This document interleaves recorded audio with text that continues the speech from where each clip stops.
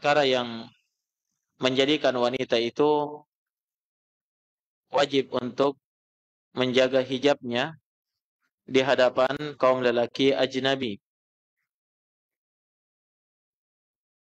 Naam.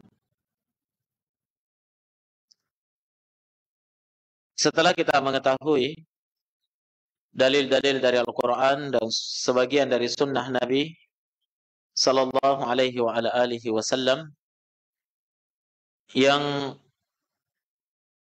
menunjukkan bahwa kaum wanita itu diwajibkan untuk berhijab di dalam agama Allah,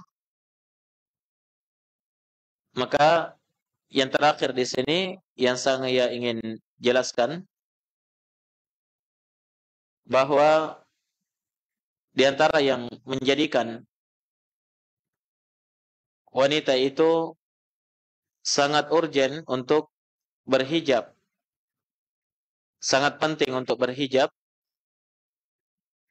itu disebabkan karena wanita itu adalah sumber fitnah terbesar bagi kaum lelaki. Kaum wanita adalah sumber fitnah terbesar bagi kaum lelaki. Maka tatkala mereka adalah fitnah besar bagi kaum lelaki, maka sangat pantas jika agama ini mensyariatkan kepada kaum wanita untuk menutup dirinya, sehingga tertutup seluruh pintu celah yang bisa menjatuhkan kaum muslimin itu kepada fitnah yang membahayakan.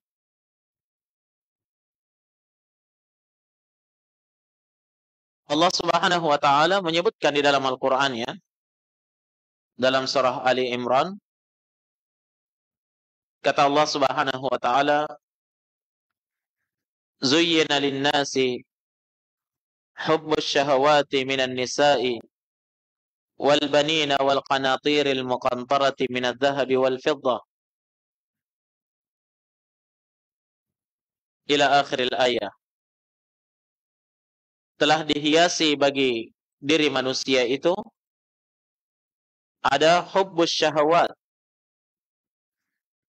cinta, ya, senang kepada syahwat,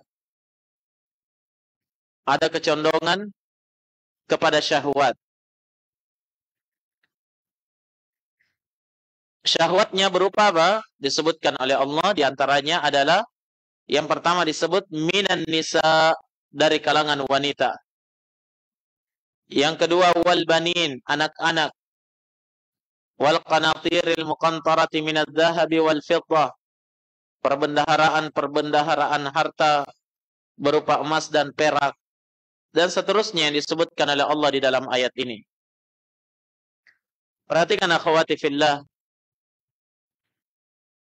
Di sini Allah menegaskannya bahwa Allah telah menghiasi pada diri manusia itu hubbus syahwat, senang kepada syahwat. Dan syahwat yang disebutkan pertama di sini oleh Allah adalah apa? Minan nisa, dari kalangan wanita. Karena wanita itu memang adalah sumber fitnah yang terbesar di hadapan seorang lelaki.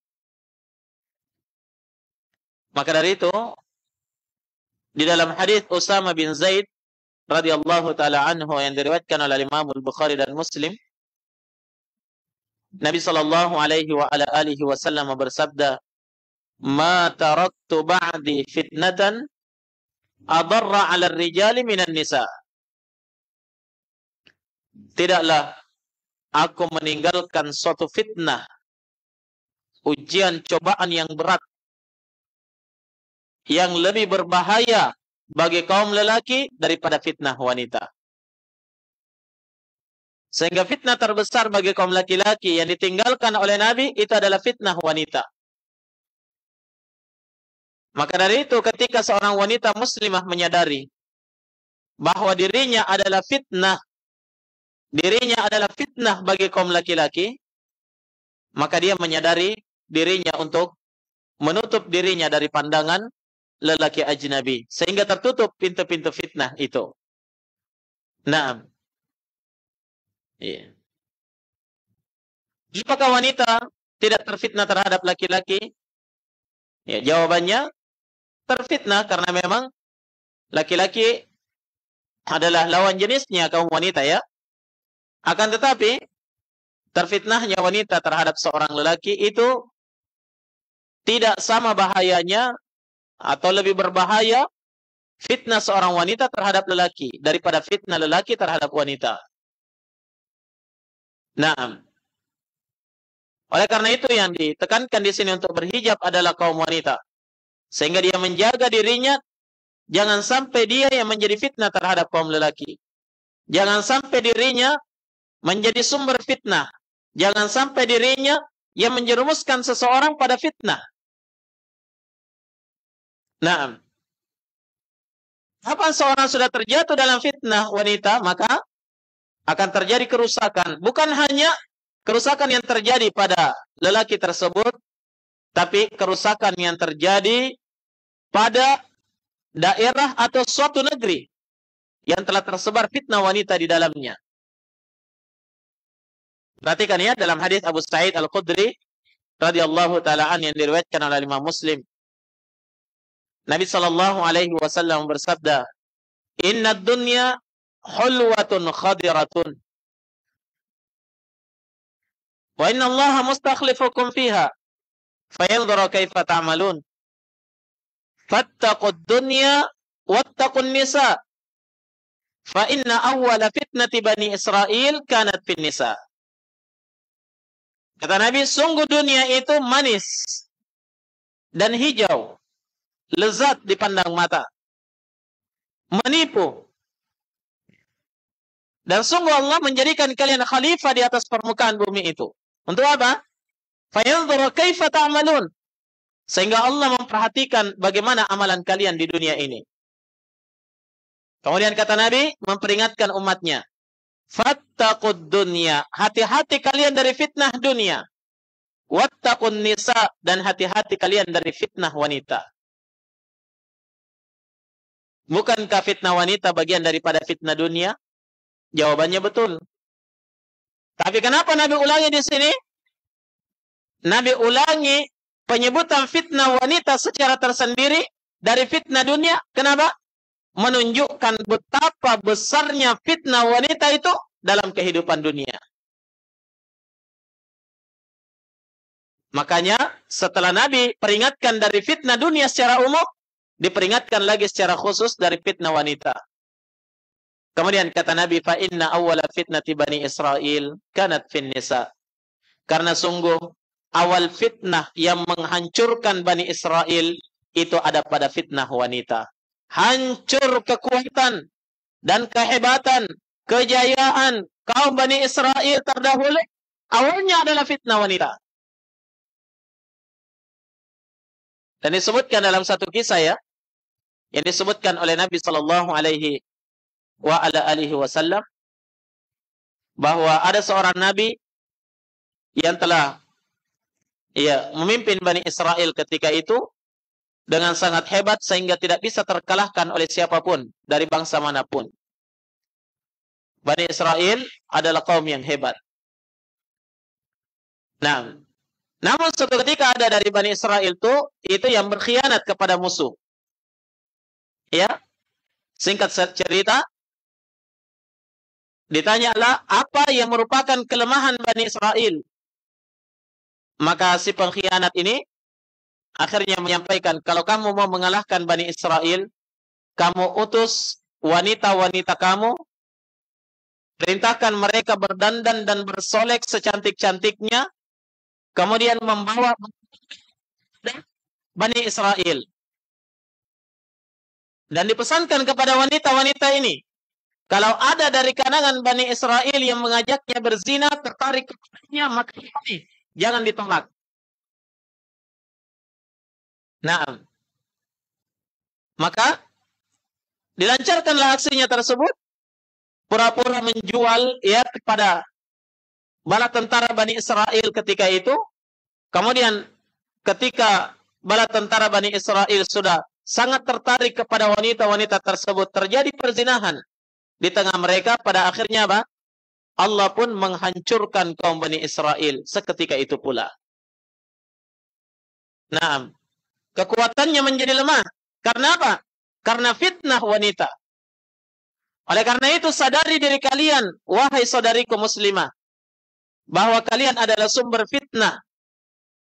Bertakwalah kepada Allah Subhanahu wa taala dan berhijablah dengan hijab yang syar'i, hijab yang dibenarkan di dalam syariat Allah Subhanahu wa taala, sehingga ya, fitnah di permukaan bumi ini bisa dicegah. Ya, terutama fitnah yang terbesar bagi kaum lelaki itu adalah fitnah wanita. Nah, bahkan Nabi sallallahu alaihi wasallam menegaskan dalam sebuah hadits yang sahih, kata beliau, innal mar'ata tuqbilu fi surati syaitan wa tudbiru fi surati syaitan.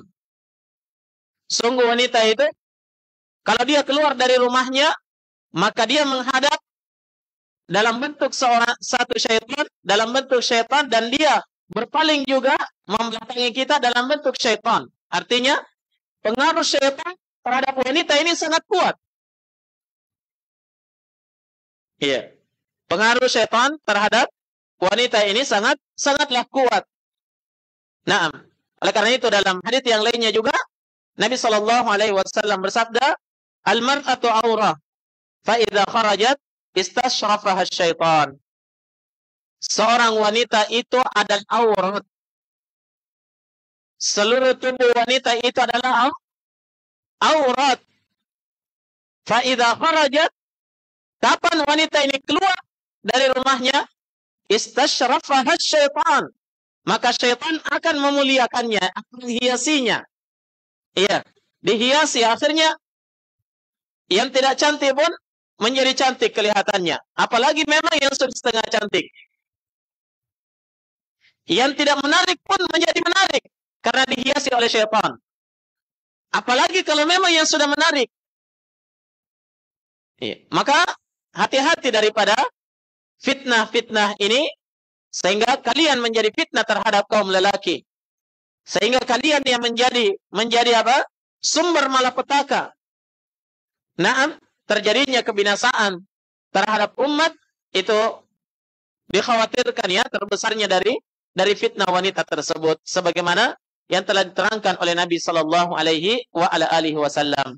Oleh karena itu, perkuat hijab ya, dan tetap iltizam dengan hijab yang syar'i dalam seluruh keadaan.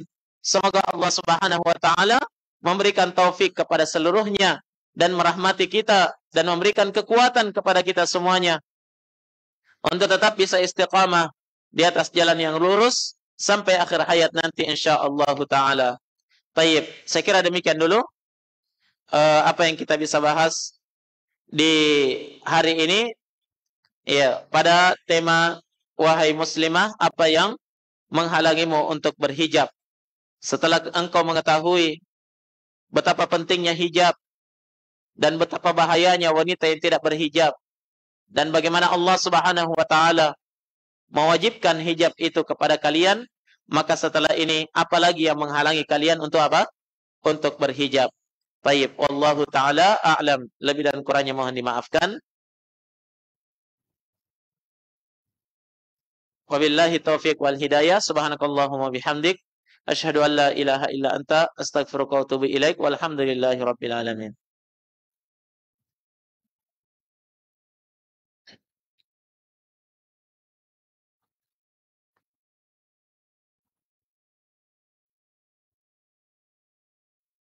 Baik. Kita masuk pada sesi tanya jawab yang banyak sekali pertanyaan ini. Mohon maaf mungkin tidak bisa kita selesaikan pertanyaan ini ya. Tapi kita jawab semampunya sesuai dengan yang dimudahkan oleh Allah Subhanahu wa taala.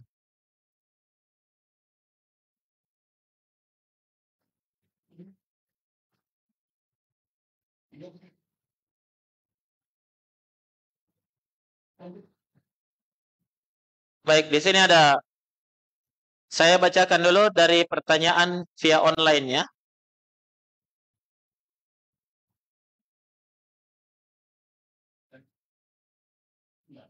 Ini pertanyaan akhwat dari Mamuju. Wanita itu harus dimuliakan, terutama ibu yang telah melahirkan anak-anaknya. Namun bagaimana jika seorang ibu yang sudah tidak memiliki suami, namun memiliki anak laki-laki yang memiliki tanggung jawab kepada ibunya, namun telah menikah dan memiliki seorang istri? Manakah yang harus didahulukan dari segi nafkah dan perhatian? Karena di sisi lain, seorang anak laki-laki memiliki tanggung jawab kepada istri, ibu, dan adik-adiknya. Ya, jawabannya, semuanya didahulukan. Nah, karena semuanya ini adalah tanggung jawab dia. Kalau misalnya sang ibu tidak ada saudara lain yang bisa menanggungnya, maka kewajiban bagi anak ini ya menanggung kehidupan ibunya dan menanggung kehidupan istrinya. Kalau dia punya adik wanita juga, maka dia juga punya kewajiban menanggung adiknya kalau adiknya itu belum bersuami, sehingga ada yang menanggung hidupnya. Jadi hak ibu, hak seorang istri, dan hak seorang adik itu semuanya sama. Nah, sehingga dia wajib untuk menafkahi seluruhnya, dan tidak ada yang didahulukan, tidak ada yang diakhirkan. Ya, dibagi dengan baik. Dan hendaknya ini menjadi motivasi bagi dirinya untuk semakin giat bekerja mencari nafkah, sehingga dia bisa menghidupi semua orang yang berada di bawah tanggung jawabnya. Wallahu ta'ala a'lam. Pertanyaan dari Ummu Ruqayyah, Campalagian. Bagaimana menyikapi kerabat yang jika diingatkan, ia berkata, saya tahu diriku sendiri. Saya belum mampu untuk menutup aurat. Nah, berlemah lembutlah kepada dia, karena dia berucap seperti itu disebabkan karena dia belum tersentuh oleh hidayah dari Allah Subhanahu wa taala. Maka jangan hanya memerintahkan atau mengajak dia berhijab, tapi sampaikan dalil-dalil yang syar'i dan pentingnya berhijab serta wajibnya berhijab bagi kaum wanita. Iya. Setelah dijelaskan, maka selanjutnya adalah mendoakannya dan tetap berlemah lembut kepadanya, bersikap hikmah terhadapnya sehingga dia tidak lari, dan tetap berharap semoga suatu saat nanti insyaallah taala dia akan diberikan hidayah oleh Allah Subhanahu wa taala untuk berhijab. Wallahu a'lam.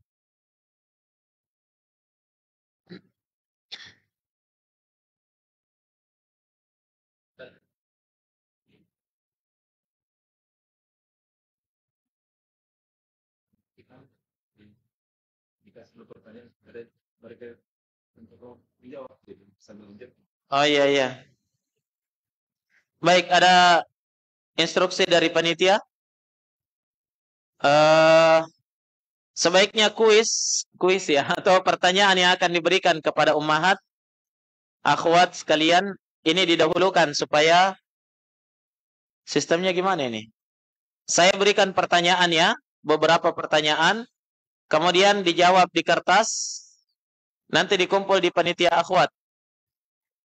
Ya, dikumpul di panitia. Ya, sambil menunggu jawaban dari akhwat sekalian, kita menjawab pertanyaan. Iya.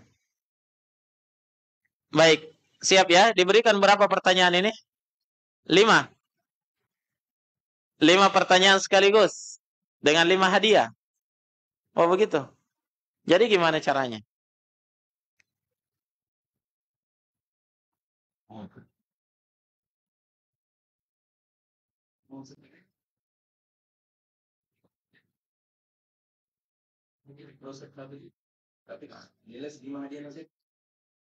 Lima hadiah dengan 5 pertanyaan. Jadi nanti panitia yang lihat yang mana yang paling bagus jawabannya nomor 1 dapat hadiah yang pertama. Mana yang paling bagus jawabannya pertanyaan kedua, maka dia dapat hadiah yang kedua. Begitu ya? Begitu.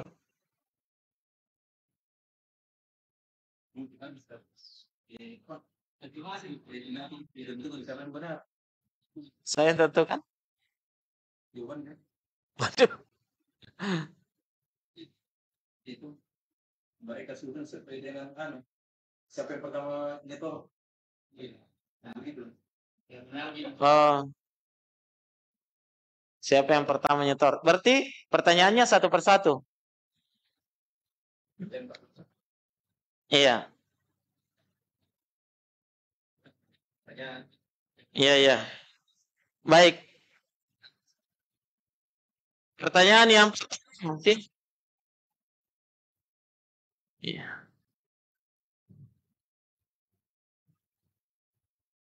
Sebutkan ciri wanita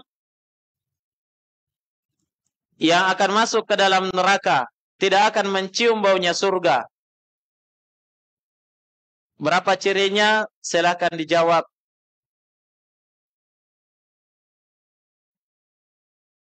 Baik, sambil menunggu jawabannya, kami baca pertanyaan berikutnya. Oh, ini sebagian pertanyaan mungkin akan dijawab esok hari ya, karena pembahasannya ini akan dibahas besok. Ini berkaitan dengan hukum-hukum hijab yang syar'i, model-model hijab yang ditanyakan ini kita akan jawab besok, insyaallah.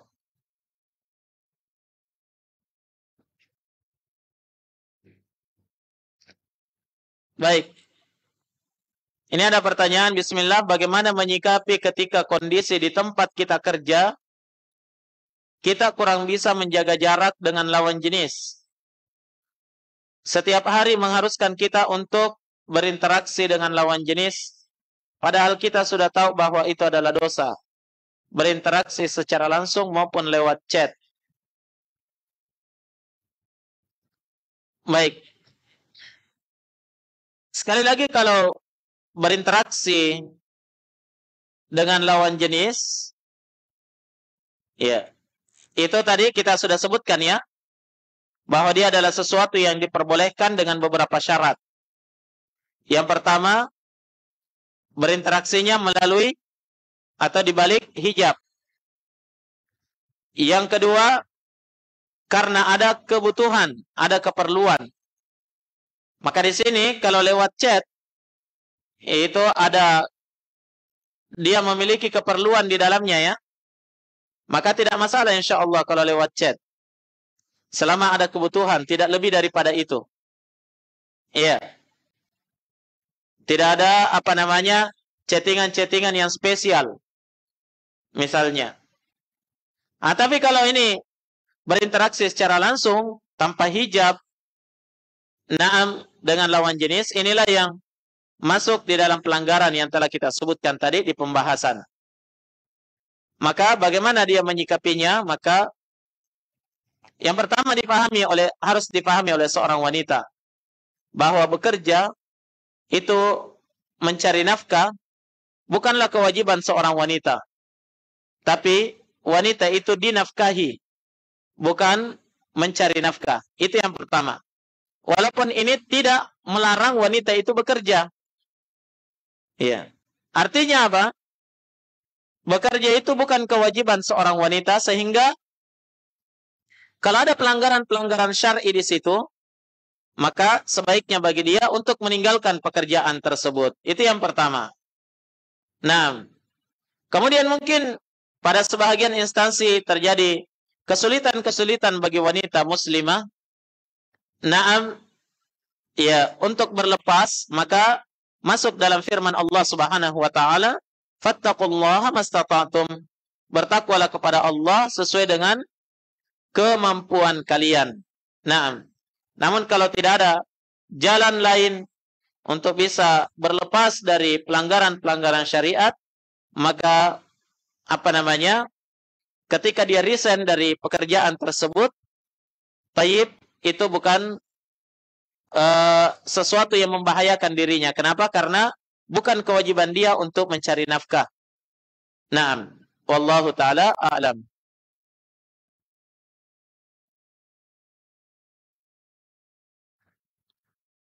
Seperti apa yang dimaksud bahwa hijab itu wajib dan agar lebih mudah dikenal? Karena saya pernah bertemu dengan orang yang saya kenal, tapi tidak mengenali saya sampai saya menegurnya. Kemudian dia mengatakan bahwa, aduh, tidak ku kenal ki. Tidak ku kenal ki tadi karena cuma mata takji yang kelihatan. Iya. Maksudnya dalam ayat itu tadi, iya, itu lebih mudah untuk dikenal. Maksudnya lebih mudah dikenali bahwa dia wanita mukminah. Saya sudah jelaskan tadi di pembahasan ya. Lebih mudah dikenali bahwa dia adalah apa? Wanita mukminah. Bukan artinya dikenali orangnya. Iya. Tapi lebih dikenali bahwa dia adalah wanita mukminah. Kemudian kata Allah, fala yu'dzain. Sehingga mereka itu tidak mudah untuk diganggu. Karena diketahui bahwa dia adalah wanita mukminah. Orang-orang jahat tidak akan mudah untuk mengganggunya. Wallahu a'lam.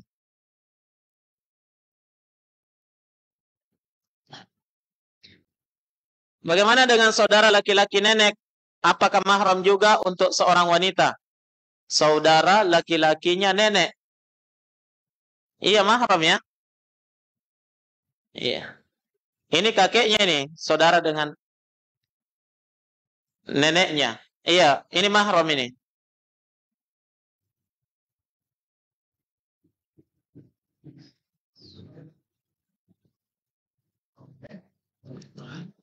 Bagaimana Islam memandang wanita yang telah berzina di masa lalu? Garis miring, tidak perawan lagi. Apakah dia masih bisa dikatakan mulia, berharga seperti wanita muslimah lainnya? Apakah dia masih layak mendapatkan dan berharap berjodoh dengan lelaki soleh? Sedangkan di sisi lain, jodoh adalah cerminan diri. Tapi posisinya sekarang sedang memperbaiki diri. Barakallahu fikum. Baik.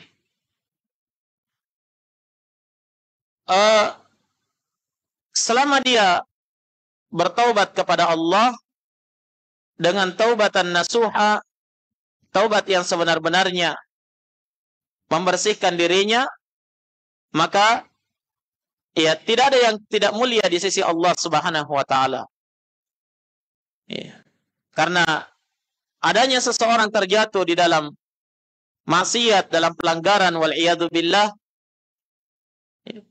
Allah Subhanahu wa taala memberikan kepadanya jalan untuk membersihkan diri. Bukankah Allah Subhanahu wa taala berfirman, "Wa tubu ila Allahi jami'an ayyuhal mu'minuna la'allakum tuflihun." Dan bertobatlah kalian semuanya wahai orang-orang yang beriman agar kalian itu mendapatkan keberuntungan. Naam. Taubat adalah sumber keberuntungan dan kemuliaan. Iya. Maka bertaubatlah kepada Allah dengan sebenar-benar taubat. Niscaya Allah Subhanahu wa taala akan memuliakanmu. Dan jangan pernah berputus asa dari rahmat Allah Subhanahu wa taala. Maka kalau pertanyaannya apakah dia masih bisa dikatakan wanita yang mulia? Iya, selama dia bertaubat kepada Allah dengan sebenar-benar taubat dan tidak membanggakan maksiat yang telah dia lakukan yang telah berlalu. Nah, kemudian ya, kalau pertanyaannya apakah wanita yang telah berzina ini masih bisa mendapatkan lelaki yang saleh? Insya Allah diharapkan seperti itu karena dia telah bertaubat kepada Allah. Ya, hanya di sini satu yang harus diperhatikan ya. Ketika dia menikah nanti, misalnya dalam perjodohan atau dalam pelamaran, maka dia wajib untuk menjelaskan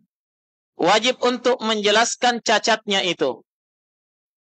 Tidak boleh dia menyembunyikan aib di hadapan calon suaminya. Jangan dia mengaku sebagai perawan tinting, sementara ya sudah tidak perawan lagi. Karena itu namanya menyembunyikan suatu aib. Maka kalau sang lelaki mau menerima kekurangannya, mau menerima aibnya, dan dia nyatakan dirinya telah bertaubat, maka insya Allah Taala dia akan mendapatkan lelaki yang salih. Baik. Dan ketika dia menjelaskan kekurangannya tetap dan lelaki ini masih mau menerima, insya Allah itulah ciri lelaki yang salih, lelaki yang baik karena mau menerima dia apa adanya, na'am, dengan segala kekurangannya. Tayyib, wallahu taala a'lam.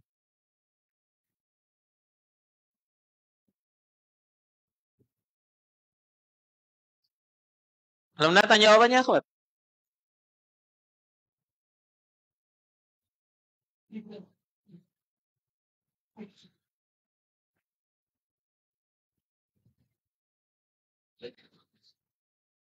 Door prize maksudnya?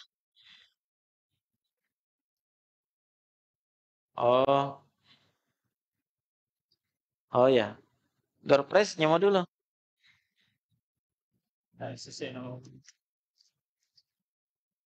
Hadiahnya sudah di akhwat. Ini Ustaz, siap. Ini susunannya nih. Kalau sudah ada benar jawabannya tidak usah mulai baca belakang. Baik. Iya. Sebelum kita melihat siapa yang benar jawabannya di sini, paling benar dan paling cepat ya. Maka di sini ada door prize dari wanita dari kupon yang telah diisi tadi ya. Ini sudah dicabut oleh panitia tanpa ada nepotisme. Bukannya nomornya Ummu Hudzaifah ini. Baik.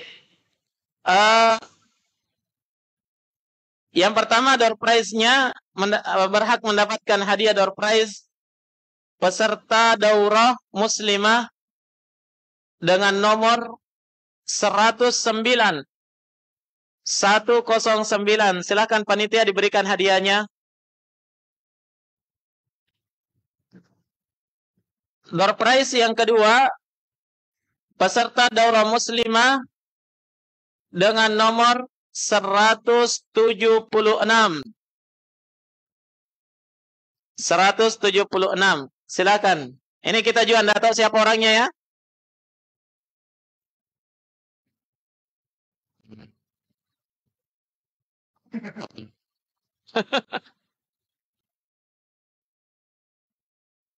Baik, berikutnya.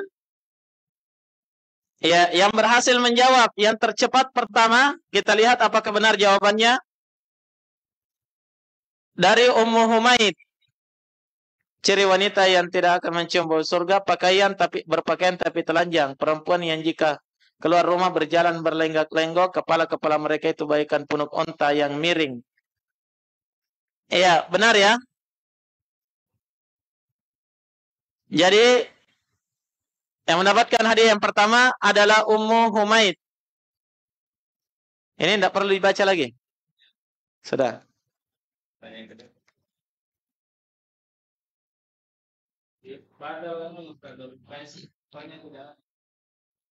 Oh, batal door prize-nya. Nomor berapa ini? Dua-duanya tidak ada orangnya. Pergi. Oh ya, satu saja diganti ya. Penggantinya adalah nomor 130. Ummu Fatir kapan ini?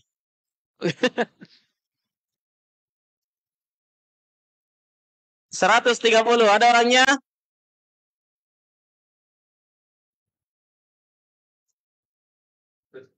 Hadiahnya katanya diambil di ruangan panitia TKA. Hadiahnya silakan diambil di ruangan panitia di TKA.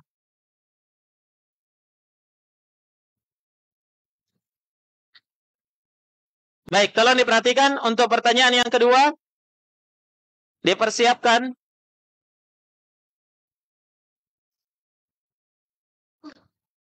Pertanyaannya adalah, ini nyontek ini, enggak nyontek.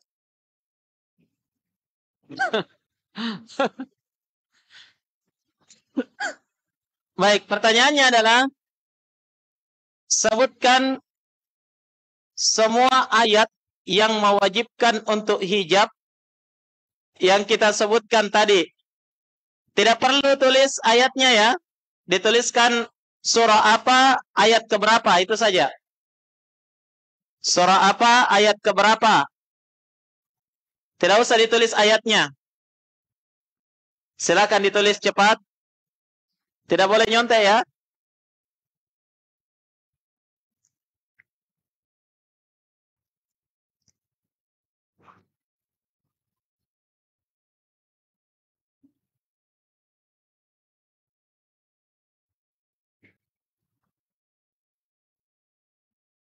Tidak dengar je pertanyaan ini chat ribu jadi dalam.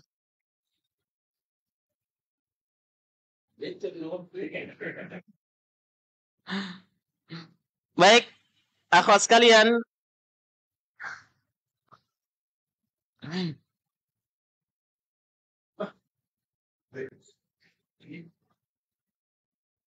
Tolong diperhatikan dulu. Kenapa ribut sekali ini?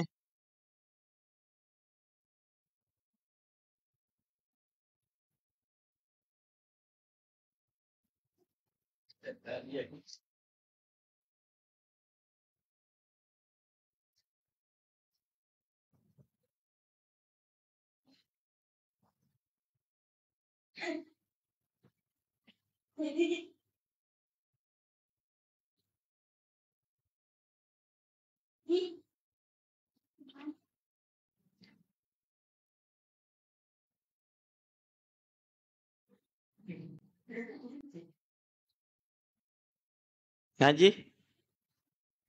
Pergi.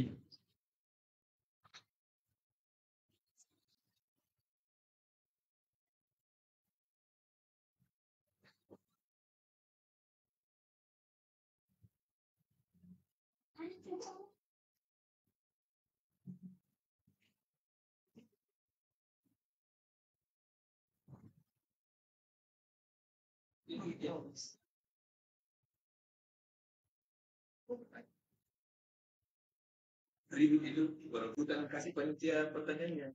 Oh. Kalau kita jawab pertanyaannya tidak diperhatikan nanti.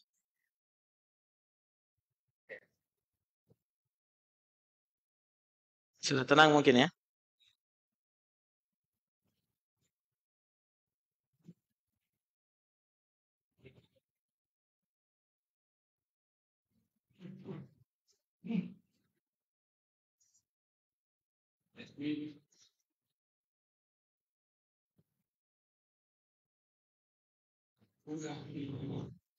Baik, kita lanjut menjawab pertanyaannya.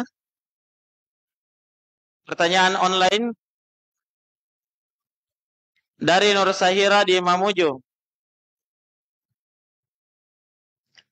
Bismillahirrahmanirrahim, Ustaz. Bagaimana menyikapi orang yang tidak percaya tentang cadar dan mengatakan bahwa bercadar itu budaya Arab? Dan ia juga mengatakan bahwa lengan dan kaki bukanlah aurat dan tak perlu ditutup. Kaki sampai mana ini? Kalau sampai mata kaki, mohon dijelaskan hadis mana yang menunjukkan kewajiban bercadar. Oh, ini besok insya Allah. Jawabannya besok kita akan jelaskan. Iya. Adapun menyikapinya yang seperti ini tidak perlu dipermasalahkan ya. Karena ini adalah perselisihan di kalangan para ulama kalau tentang cadar. Nah, dan hadis-hadis yang menerangkan tentang wajibnya cadar kita akan jelaskan esok hari insyaallah taala.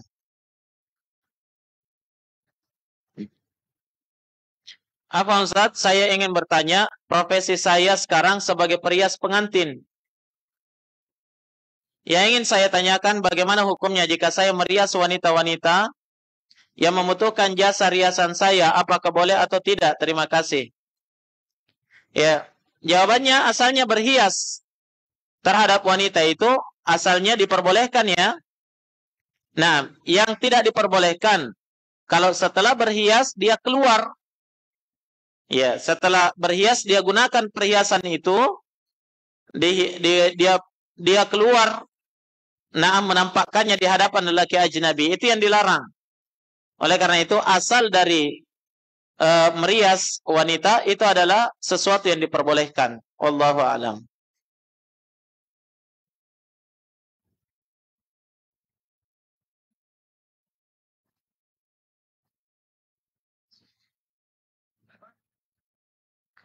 Bagaimana hukum wanita yang bekerja di luar?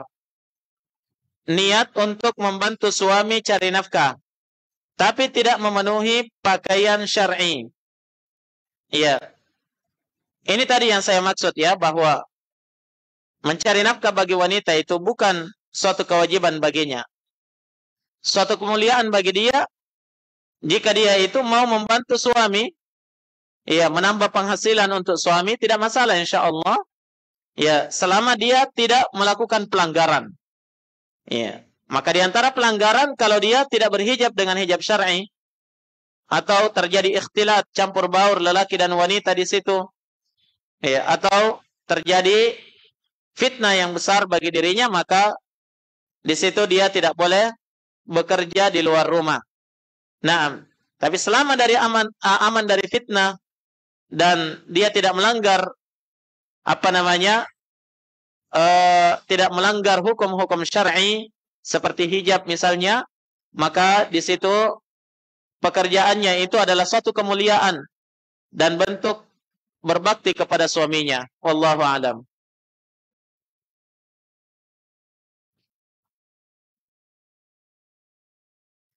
Bagaimana dengan hukum orang yang tidak mau berhijab seperti saudara yang tidak berhijab? Apakah orang tua atau saudara laki-laki juga menanggung dosanya kelak di akhirat? Ya, kalau tidak ada upaya untuk menasehatinya, maka dia akan dituntut. Kenapa tidak dinasehati? Karena itu adalah tanggung jawabnya ya. Berada di dalam tanggung jawab orang tua. Nah, maka wajib untuk menasehatinya. Selama dinasehati namun dia tidak mengikuti nasihat, maka insyaallah ta'ala lepas kewajiban kita terhadapnya. Apakah dibolehkan atau tidak apabila dibonceng sama kakak sepupu atau kakak ipar ke tempat kerja atau ke sekolah karena suami kerja di luar kota? Iya, kakak sepupu dan kakak ipar itu bukan mahram ya. Iya. Sementara berboncengan itu dia berkhalwat, berduaan dengannya. Maka masuk dalam pelarangan Nabi sallallahu alaihi wasallam, la yakhluwanna ar-rajulu bimra'atin illa wa thalithuhuma syaitan. Tidaklah seorang lelaki itu berkhalwat, ya berduaan dengan seorang wanita kecuali yang ketiganya itu adalah syaitan. Wallahu a'lam.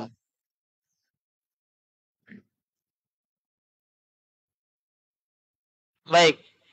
Adakah batasan aurat atau ketentuan berpakaian wanita muslimah di hadapan wanita non-muslim? Ini ada perselisihan pendapat ya. Besok insyaallah kita akan bahas.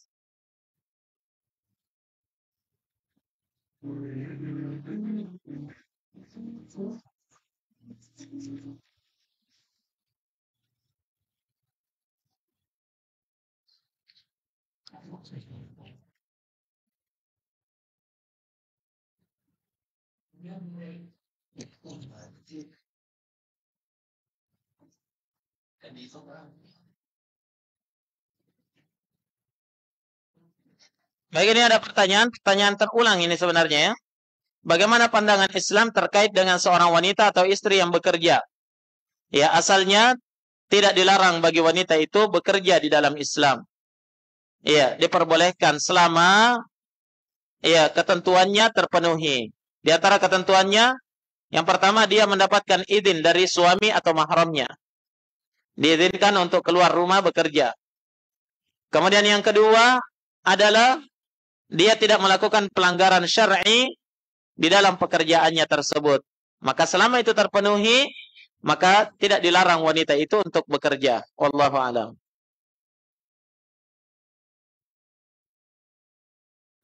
Apa Ustaz? Apa saja yang mengharuskan kita untuk mandi junub? Wah. Ini pembahasannya akan panjang ya. Dalam pembahasan taharah. Tapi di sini saya akan sebutkan secara ringkas saja ya. Ya, yang pertama yang mewajibkan untuk mandi junub adalah keluar mani bagi lelaki maupun wanita. Naam.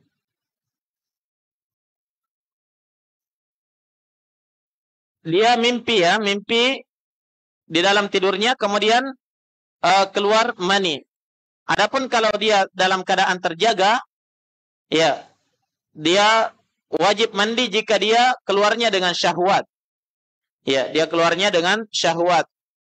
Kemudian di antara yang mewajibkan untuk mandi junub itu adalah berhubungan suami istri. Naam, apakah terjadi inzal atau tidak? Kemudian selanjutnya di antara yang mewajibkan untuk mandi junub adalah bersih dari haid bagi wanita. Telah bersih dari haid bagi wanita. Selanjutnya, ini juga bagi wanita, dia telah bersih dari nifasnya. Dia telah bersih dari nifasnya. Maka diwajibkan baginya untuk mandi junub. Wallahu ta'ala a'lam. Baik, selesai dari pertanyaan-pertanyaan yang ada di tangan saya. Ada 2 lembar kertas, namun ini saya tangguhkan akan dijawab besok insyaallah ta'ala ya.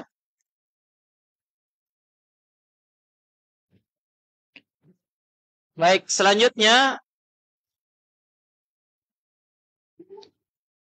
untuk hadiah yang kedua. An-Nur ayat 31.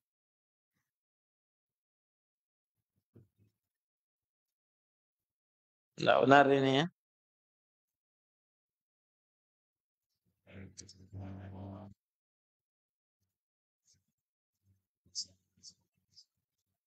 Al-Ahzab ayat 33 saja ditulis ini. Wah, ini mengejar yang tercepatnya saja.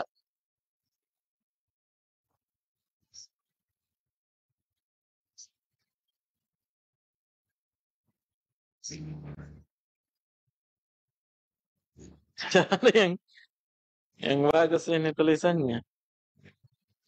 Oh ini.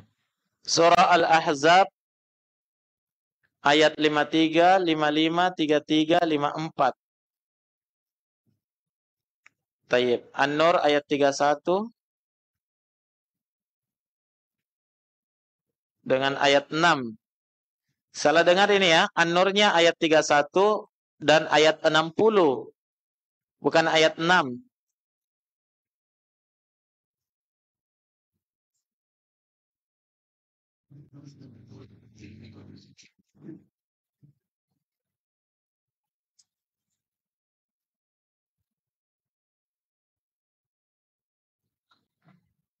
Al-Ahzab 54. 59 ya, 53. 533. 59. 53, 55. 33, An-Nur 31 dan 60. Baik, yang benar jawabannya di sini adalah Ummu Umi. Ummu Ummi. Ummu Umi ya. Oh, istrinya ini Mahmuri. Fadhali. Silakan diambil hadiahnya di panitia. Baik. Pertanyaan untuk hadiah yang ketiga. Siap-siap semuanya? Sudah siap ya?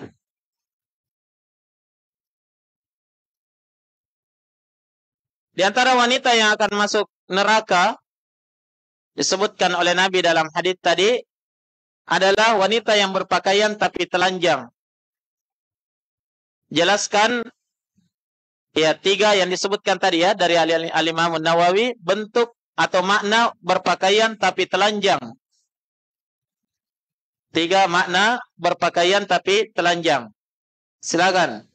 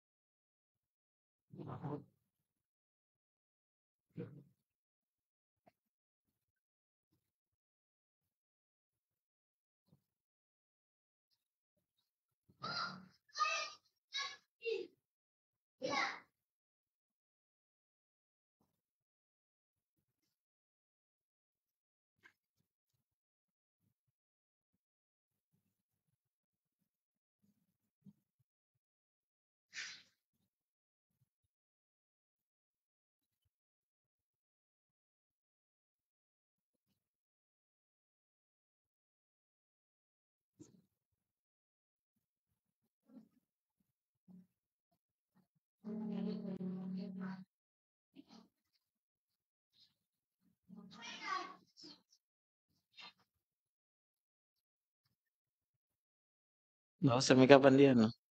Matikap menunya. Live-nya.